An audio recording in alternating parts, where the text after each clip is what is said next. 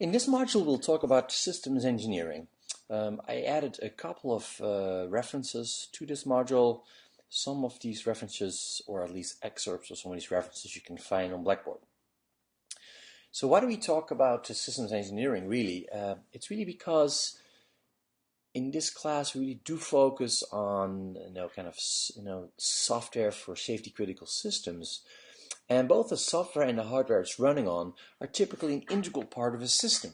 So it's always good to know what it is this system must be doing before you really can actually identify what it is specifically that the software must be doing on the system. So since hardware and software are part of the system, it's always very smart to actually require define a set of requirements for both the hardware and software components of this system, and they of course can be directly related to the system requirements. Now there's a ton of different examples of systems around you. If you go stand in your kitchen, for example, or if you sit in your office and you look at your computer is really a system.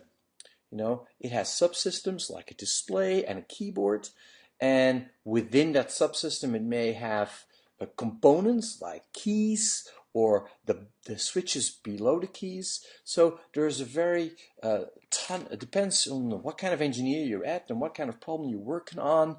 You may have a different definition of a system or what your system is going to be. But in all cases, these systems have a particular function, which is a purposeful action that must be performed by the system. In other words, what is it that you need to do? So the function of a system answers the what question. What is it that the function must do? Now, typically, I told you already, the elements of a system are really, and typically can break a system into a set of subsystems, and in each subsystem, again, in a set of components.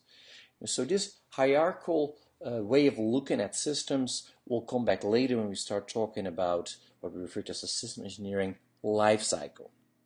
And I put an example here. For example, the air transportation system. Subsystem would be aircraft or terminals or ground infrastructure. Components would be equipment items. Of course, components would also be people, information. So there's a variety of there's a hierarchical breakdown here that you can actually look at. Now, there's no real common definition for systems engineering. Basically, system engineering is good engineering with a set of attributes that you want to look at. Typically, system engineering takes a top-down approach. So you start out with looking at the system as a whole and defining what it is the system needs to do. Then you're going to break the system down in smaller subsystems, and again, you break each of these subsystems down in smaller components, and each of these subsystem components will have a particular function as well. Now, this top-down approach is part of the life cycle of systems engineering. And by life cycle of a system, I really mean that it includes all the phases the system will go through in its life. That means the design of the system, the development of the system, the actual production of the system, the distribution to customers, the operation by customers, the maintenance, maybe by the company of the customer's systems, but also things like retirement, phase out, and even disposal. These may all be part of the life cycle of a system. And we'll talk about it some more a little bit later. Now, one good attribute of systems engineering is also the fact that it's all about defining system requirements at the beginning, determining what it is exactly that this system must be doing, what is its intended function. And of course, this depends a lot on the customer. The customer needs will drive what these system requirements should be. Then the last item I have on this particular slide is that the teams working on systems are typically interdisciplinary. They may have a variety of different engineering people on there, from mechanical, electrical, computer science, whatever form of engineering, but they may also have other majors from maybe psychology or business. They may be part of the system, depend on what it is the system must be doing. Now the next slide gives some additional stuff. Of course, the system engineering process It talks about a series of steps. It's very requirement-oriented, and there's entities there. We'll talk about it some more later.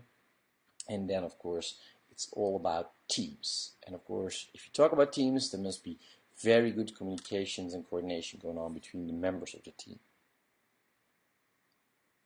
Now, I already told you a little bit about the system lifecycle. When I read that, means it's a series of steps, a series of phases that the system goes through its useful life.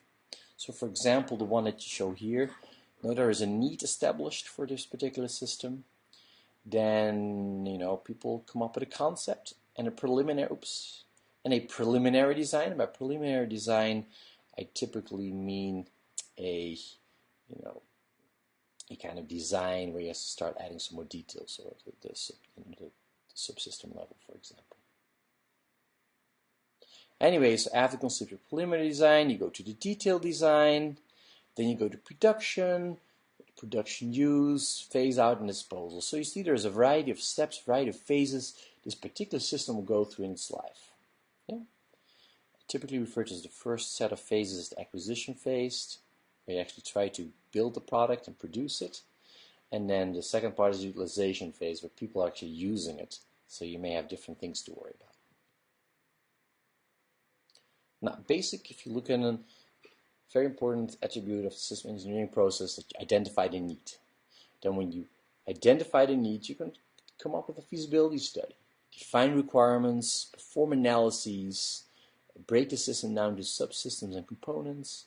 In other words, it's going to be an iterative process that is continuous in nature and makes extensive use of feedback. And we'll go talk about it some more in the next couple of slides. Now, another thing that you have to think about it, on the bottom here, you see the need, conceptual, preliminary design, detailed, construction, system use. If you want to make any changes to your design, it's very easy to do at the beginning. So if you look, for example, at this dash line, ease of change, very easy at the beginning. It will get harder and harder and harder to do this later on. And of course, when you're using design, it's really hard to make a change. At the same time, the cost associated with the change is also significantly harder. Okay? So harder to do to make a change and more costly. You see also, at a certain point in time along this life cycle, the amount of cost that's incurred and the amount of system-specific knowledge that's been gained is pretty big. So we talked about the life cycle process. It's kind of all the steps or phases an item passes through during its useful life, all the way from need to kind of disposal. And what I did is slide 13 and 14 kind of funny slides about identifying the wrong life cycle. You can so these two are kind of like slides we got from our senior design sequence, and they actually include some of the typical life cycle activities or things that of course are not good systems engineering life cycle items. Now, one thing about the system life cycle that you see here is that there's concurrency. We talked about conceptual design, preliminary design, detailed design, production, utilization, phase out and disposal. So now we're talking about the system itself. At the meantime, concurrently to this design, you also have to start thinking about how I'm going to manufacture it. Because if you have this system, you need to manufacture it, and that's going to be part of your production. Okay? At the same time, you have to start thinking, okay, if I have a system and I'm going to sell it to customers, I need to have product support. I need to help the users of this product somehow. So you have to start thinking about building an infrastructure, designing a product support configuration while you're designing the system already. The fact that these things go on in parallel means, okay, these are concurrent designs. Now, if you look at life cycle models, there's a variety of different ones. The oldest one is so-called the waterfall process model.